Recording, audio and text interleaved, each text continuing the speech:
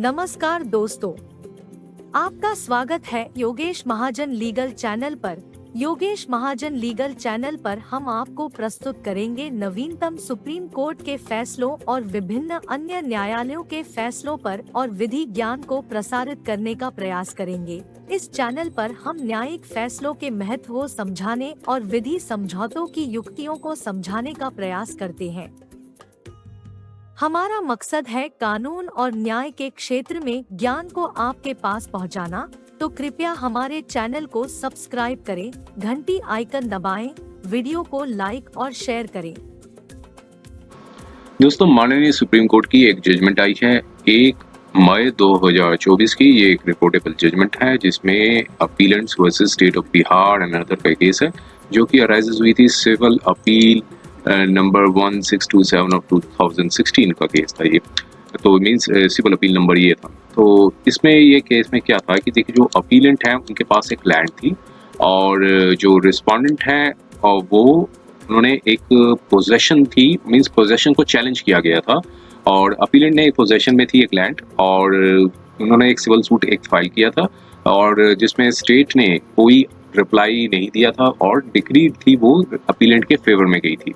लेकिन बाद में जो अपील फाइल की गई स्टेट की साइड से और उसमें क्या था कि जो डिक्री थी वो उसे रिवर्स कर दिया गया। फिर अपीलेंट ने आगे माननीय हाई कोर्ट में अपील डाली और जो अपील थी वो भी मींस जो फर्स्ट अपीलेट कोर्ट का ऑर्डर था वो मेंटेनेबल रहा और जो अपील थी जो अपीलेंट की वो डिसमिस हो गई और फिर फाइनली ये माननीय सुप्रीम कोर्ट में आए। और देखिए, यहाँ पर माननीय सुप्रीम कोर्ट ने ये जो पहलुओं पर गौर किया कि एक क्वेश्चन ऑफ लॉ था वो फ्रेम किया था और यहाँ पर जो स्टेट थी उन्होंने ये इस ग्राउंड्स पे चैलेंज किया था कि एक बिहार में एक कंसोलिडेशन एक एक्ट था वो आया था और यहाँ पर जो अपीलेंट है उन्होंने कंसोलिडेशन एक्ट के तहत जो है अपना राइट था वो क्लेम किया था, जिससे वो स्टेट ने कोई चैलेंज नहीं किया था और वो ऑर्डर फाइनलिटी पे आ गया था। लेकिन उसके बाद जो स्टेट थी वो उन्होंने इंटरफेयर करना चालू कर दिया और फिर उससे एग्रीवेट होके यहाँ पर अपीलेंट ने जो सिविल सूट था वो फाइल किया। लेकिन अब सिविल सूट में भी जो स्टेट ने कोई रिटर्न स्टेटमेंट थी वो नहीं फाइल की थी, जिससे उनकी जो अपॉर्चुनिटी दी जाती है रिटर्न स्टेटमेंट की वो भी क्लोज हो गई थी। तो और जो प्लेंट था वो मीन्स जो सूट था वो डिक्रीड हो गया था अपीलेंट के फेवर में। और जो ऑर्डर 8 रूल 10 के तहत चूंकि उन्होंने रिटर्न स्टेटमेंट फाइल की थी तो जो एविडेंसेस जो भी लीड किए थे उन्होंने अपीलेंट के फेवर में चला गया था। लेकिन अब यहाँ पर जो स्टेट है उन्होंने इस ग्राउंड पे चैलेंज किया था कि सेक्शन 37 के अंदर जो कंसोलिडेशन एक्ट जो है वो एक बार है, सिविल कोर्ट्स उसको एंटरटेन नहीं कर सकती है। तो इस ग्राउंड पे फर्स्ट अपीलेट कोर्ट ने जो डिग्री थी उसको सेटिस्फाइड कर दिया था। फिर अपीलेंट ने आगे अपील डाली थी हाई कोर्ट में, वो भी डिसमिस हो गई थी। फाइनली मैटर सुप्रीम कोर्ट में आया था, माननीय सुप्रीम कोर्ट में। तो यहाँ पर माननीय सुप्रीम कोर्ट ने ये ऑब्जर्व किया कि सेक्शन 37 का जो बार है वो तब एप्लीकेबल होता है अगर कोई प्रोसीडिंग्स जो है कंसोलिडेशन जो ऑफिसर का जो ऑर्डर को चैलेंज किया जाए, तब इसमें जो है वो सिविल प्रोसीडिंग्स बार है। तो चूंकि अब कंसोलिडेशन जो ऑफिसर ने ऑलरेडी एक ऑर्डर अपीलेंट के फेवर में दे दिया था, तो ऐसे में सेक्शन 37 की जो प्रोसीडिंग्स का कोई मायने नहीं रखता है। और क्योंकि सूट था वो ऑलरेडी वो उनके मींस जो कंसोलिडेशन ऑफिसर ने जो ऑर्डर दिया था वो ऑलरेडी अपीलेंट के फेवर में था।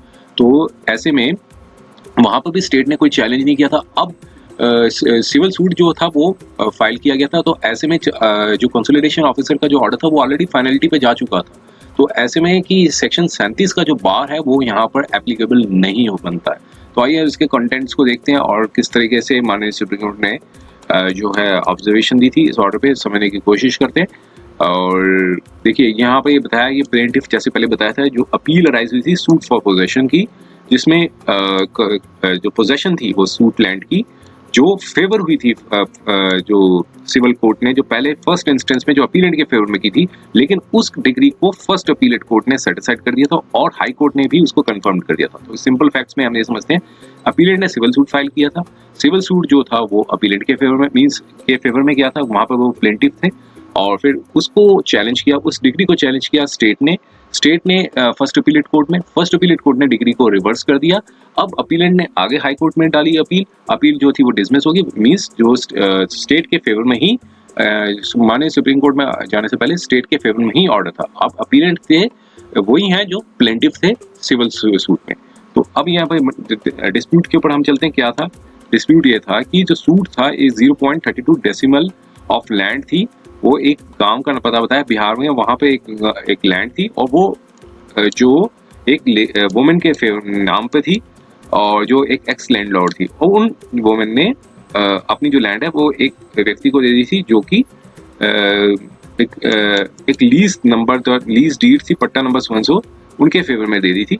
और फिर उसके बाद जिनके फेवर में दी थी वो ऑलरेडी उनकी पोजेशन में थे, पूरी लाइफ टाइम उनकी पोजेशन में रही थी। और चूंकि जिनके फेवर में गई थी उनकी कोई संतान नहीं थी, तो जो प्लेंटिफ अपीलेंट है उन्होंने जो अडॉप्टेड सन मीन्स उन्होंने कहा कि उन्होंने अडॉप्ट कर लिया था प्लेंटिफ को, जिसकी वजह से जो लैंड थी वो उनके पोजेशन में चली गई। अब जो प्लेंटिफ अपीलेंट है वो पोजेशन उन्हीं की पोजेशन में सूट लैंड थी जो सेटल्ड हुई थी एक्स लैंडलॉर्ड ने जो दी थी, जो वुमेन ने जो एक्स लैंडलॉर्ड ने जो सेटल की थी उन्हीं की पोजेशन में थी जो प्लेंटिफ अपीलेंट है, जो कि उनके अडॉप्टेड थे, यहाँ पर यही बताया गया है। और फिर क्या हुआ कि एक कंसोलिडेशन जो थी, एक Bihar consolidation of upholding and prevention of fragmentation act आया, जिसमें एक कानून आया था 1956 में कि फर्दर जो जमीनें हैं वो आगे फ्रेगमेंट ना हो, तो ऐसा एक कानून आया। अब चूंकि जो लैंड थी वो इनकरेक्टली रिकॉर्डेड कर दी गई थी, जो जमीन थी वो स्टेट के नाम पे रिकॉर्ड कर ली थी, तो यहाँ पर जो प्लेंटिफ अपीलेंट हैं उन्होंने एक सेक्शन 10B कंसोलिडेशन एक्ट के तहत अब उसका रेवेन्यू कंसोलिडेशन रिकॉर्ड्स को करेक्शन के लिए एक अर्जी दी, और कंसोलिडेशन ऑफिसर ने कानून का पालन करते हुए एक अपना ऑर्डर दिया 12 नवंबर 1979 को, और उन्होंने अपना रिकॉर्ड्स को करेक्ट कर लिया, रिकॉर्ड ऑफ द राइट, और जिसमें प्लेंटिफ अपीलेंट को डायरेक्ट दी कि 0.32 डेसिमल एरिया जो लैंड है वो उनकी है, उनकी पोजेशन में। और ऑर्डर को इम्प्लीमेंट किया गया और प्लेंटिफ अपीलेंट का नाम रिकॉर्ड ऑफ द राइट्स में डाला गया, जो कि फाइनल था, वो कंक्लूसिव था। उसको ना तो किसी स्टेट में पार्टी ने चैलेंज किया और ना ही स्टेट ऑफ बिहार ने किसी हायर फोरम में चैलेंज किया। तो मींस कंसोलिडेशन एक्ट के तहत जो प्लेंटिफ हैं उन्होंने आगे अपनी मींस स्टेट ने अपना क्लेम किया था कि ये इनकरेक्टली रिकॉर्ड में ये कहा कि ये लैंड है वो स्टेट की है। और अब यहाँ पर प्लेंटिफ अपीलेंट ने एक अर्जी दी थी सेक्शन 10B के अंदर, और कंसोलिडेशन ऑफिसर ने जो रिकॉर्ड को करेक्ट कर लिया जिसमें प्लेंटिफ अपीलेंट का नाम ही डाला गया। उस ऑर्डर को चैलेंज नहीं किया किसी, ना तो स्टेट ने ना ही किसी पार्टी ने। अब उसके बाद कुछ समय बीतने के बाद जो स्टेट अथॉरिटीज हैं उन्होंने एंटायर लैंड 4 एकड़ की जो लैंड थी 58 डेसिमल ऑफ जो CSP नंबर जो 100 था, जिसमें पॉन्ड लैंड भी थी और जिसमें सूट लैंड भी कवर्ड हो रही थी जो प्लेंटिफ की थी, और फिर उसके में क्लेम करने के बाद उनकी पोजेशन में इंटरफेयर करने लगे। अब यहाँ पर अपीलेंट के पास कोई ऑप्शन नहीं था। उन्होंने एक नोटिस दिया सेक्शन 80 CPC के अंदर, सिविल प्रोसीजर कोड में जब भी स्टेट के अगेंस्ट में केस फाइल किया जाता है पहले एक नोटिस देना होता है सेक्शन 80 CPC के अंदर, और नोटिस दिया और उसके बाद सूट जो है वो फाइल किया। सूट का टाइटल था और जिसमें डिक्लेयर किया गया कि जो title of the suit land जो है शेड्यूल ए जो प्लेंट के अंदर लगाई थी वो जो उनकी पोजेशन में थी। और अब एलिगेशंस ये थी, यही बताई एलिगेशंस थी सूट के अंदर कि सूट लैंड वो एक वुमेन के फेवर में थी जो एक्स लैंडलॉर्ड थी, उन्होंने वो एक व्यक्ति को दी थी, और वो जो व्यक्ति हैं वो उन जो प्लेंटिफ है उन व्यक्ति के अडॉप्टेड सन है, और उनकी इसलिए वजह से वो सक्सीडेड जो लैंड है उनके पास सक्सेशन में जारी है। और कंसोलिडेशन प्रोसीडिंग्स जो थी वो भी 12 नवंबर 1979 को प्लेंटिफ अपीलेंट के फेवर में दी थी, और नाम जो रिकॉर्ड किया गया था और जो कि फाइनलिटी पे आ गया था, वो कंसोलिडेशन ऑफिसर ने जो निकाल लिखवाया था वो फाइनलिटी पे आ गया, तो उसको इम्प्लीमेंट भी कर लिया था। अब स्टेट का कोई राइट टाइटल नहीं है बनता उस पोजेशन पे। समन्स इशू हुए, मींस सूट फाइल किया तो उस केस के समन्स इशू हुए, और रिटर्न स्टेटमेंट भी स्टेट ने नहीं दी, और इसलिए उनकी जो अपॉर्चुनिटी दी गई थी स्टेटमेंट रिटर्न स्टेटमेंट की वो क्लोज कर दी, और सूट जो है फिक्स किया गया हेयरिंग के लिए ऑर्डर 8 रूल 10 के तहत। ऑर्डर 8 रूल 10 क्या कहता है वो भी हम देख लेते हैं कि जब कोई भी पार्टी फेल होती है रिटर्न स्टेटमेंट देने में तब जो कोर्ट है वो प्रोनाउंस करती है जजमेंट पे। तो अब यहाँ पर ऑर्डर रूल 10 के तहत यहाँ पर कोर्ट ने डिग्री प्लेंटिफ को दे दी, क्योंकि उन्होंने एस्टेब्लिश कर लिया था केस सूट लैंड जो थी कॉजिनेंट और रिलायबल एविडेंस थे वो प्रस्तुत किए थे उसको। लेकिन जो डिग्री आई थी उसको स्टेट ने चैलेंज किया था, उसको फर्स्ट अपीलेट कोर्ट ने रिवर्स कर दिया और डिसीजन जो हाई कोर्ट में आप आगे प्लेंटिफ ने आगे अपील डाली थी उसको मींस हाई कोर्ट ने उस ऑर्डर को भी कंफर्म किया जो फर्स्ट अपीलेट कोर्ट ने दिया था। अब प्लेंटिफ अपीलेंट जो है इस कोर्ट के समक्ष मींस माननीय सुप्रीम कोर्ट में आए, स्पेशल लीव पिटीशन डाली और लीव ग्रांटेड कर दी गई, जिसकी वजह से ये सिविल अपील रजिस्टर्ड हो गई।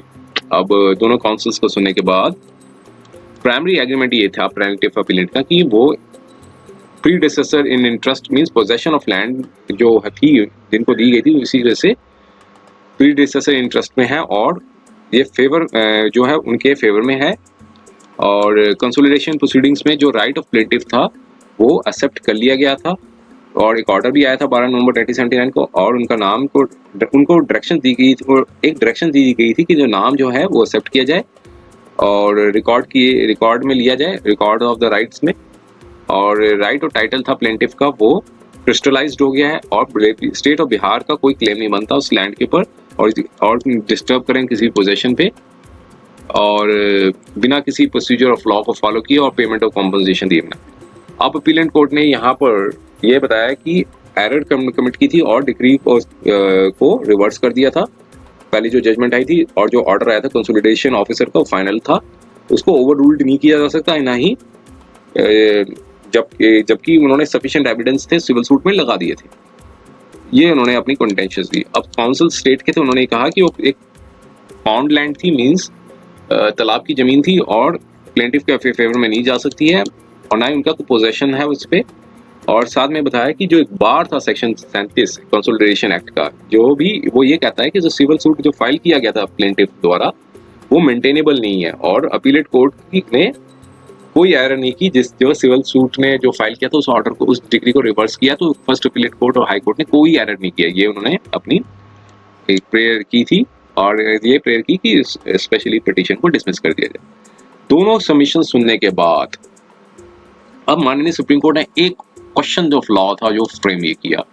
क्वेश्चन ऑफ लॉ क्या फ्रेम किया था कि अगर जो बार इम्पोज किया गया है सेक्शन 37 कंसोलिडेशन एक्ट के तहत और जो ऑर्डर दिया गया था कंसोलिडेशन अथॉरिटी का जिसने कंफर्म कर दिया था प्लेंटिफ राइट सूट लैंड के ऊपर और जिसमें डायरेक्शन दी थी कि नाम जो है रिकॉर्ड ऑफ राइट में लिया जाए under section 10 of consolidation act के तहत, उसको क्या रिवर्स किया जा सकता है या इग्नोर किया जा सकता है बस सिविल कोर्ट द्वारा।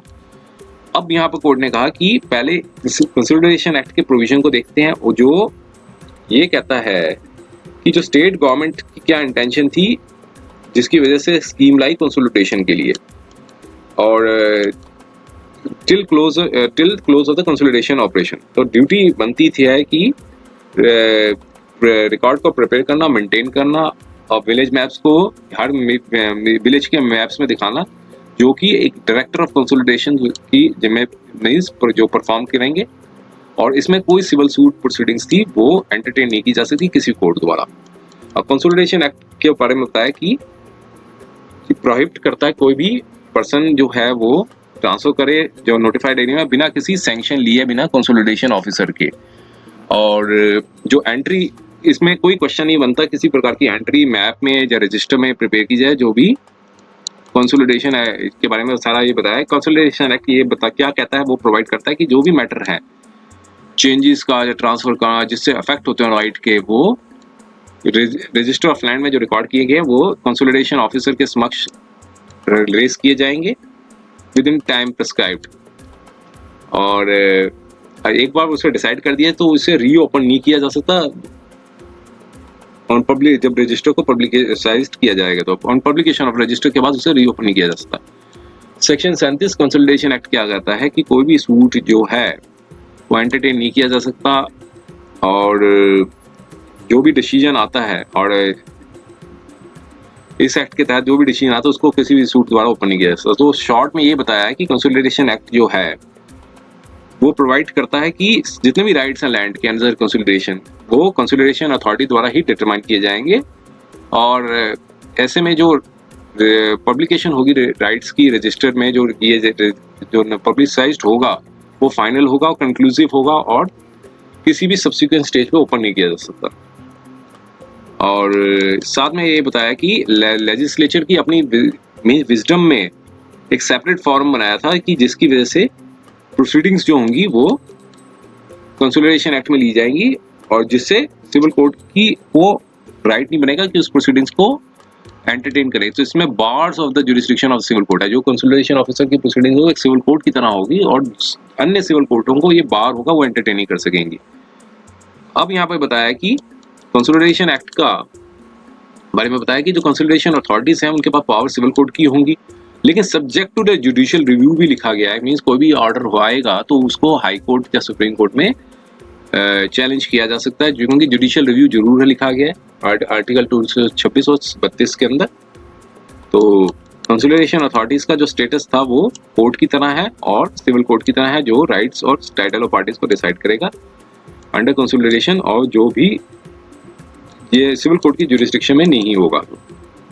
अब कॉन्शियसनेस देखते हुए कि रेवेन्यू एंट्रीज थी, डॉक्यूमेंट ऑफ टाइटल नहीं था और कोई टाइटल का जो एक्सटिंग्विश राइट्स नहीं होते हैं, इसमें बताया कि जो रेवेन्यू अथॉरिटीज जो हैं वो कॉम्पिटेंट हैं, वो डिटरमाइन करती हैं राइट्स को पार्टीज को और अपनी जो एक्सरसाइज करती हैं पावर्स जो कि सिविल कोर्ट की तरह होती है। और जो ऑर्डर दिया जाए, जो ऑर्डर एंट्री दी जाएगी वो फाइनलिटी पे होगी और उसे रिस्पेक्टेड मींस उसको माना जाएगा। और यहाँ पर कहा कि ये भी कोई डिस्प्यूट नहीं था कि 0.232 डेसिमल्स जो लैंड थी विलेज की वो एक्स लैंडलॉर्ड के पास के फेवर में थी, जो लेडी थी मतलब वुमेन थी, और जिन्होंने पट्टा के तहत जिस व्यक्ति को दी थी वो भी डिस्प्यूट में नहीं था और उन व्यक्ति ने जो प्लेंटिफ को अडॉप्ट किया था। और फिर और साथ में बताया कि रेवेन्यू रिकॉर्ड्स में एररली ऐड हो गया था, तो जिसकी वजह से एक case number 100 section 10B consolidation act के तहत प्लेंटिफ अपीलेंट ने दायर किया था कि एंट्री को करेक्ट किया जाए। और कंसोलिडेशन ऑफिसर ने डॉक्यूमेंट के आधार पे, और चूंकि जो अपीलेंट अडॉप्टेड सन है तो उनके पोजेशन में है, कोई भी विलेजर्स का कोई ऑब्जेक्शन नहीं है इसमें, तो उन्होंने रिकॉर्ड कर लिया था। और फिर जो कंसोलिडेशन ऑफिसर ने पट्टा को रेफर किया था, मीन्स रेफरिंग टू द पट्टा बाय जो सेटल था वो प्लेंटिफ अपीलेंट के रिकॉर्ड्स ऑफ द राइट्स में डाला गया था, नाम पे डाला गया था। अब यहाँ पे बताया कि जो प्रोसीडिंग्स कंसोलिडेशन प्रोसीडिंग्स क्लोज होने के बाद पोजेशन जो अपीलेंट की थी उसके बाद स्टेट ने इंटरफेयर किया और इसकी वजह से उन्होंने सूट फाइल करना पड़ा। अब यहाँ पे बताया कि जो कॉज ऑफ एक्शन था सूट का वो फ्रेश कॉज ऑफ एक्शन था, क्योंकि कंसोलिडेशन प्रोसीडिंग्स क्लोज हो चुकी थी।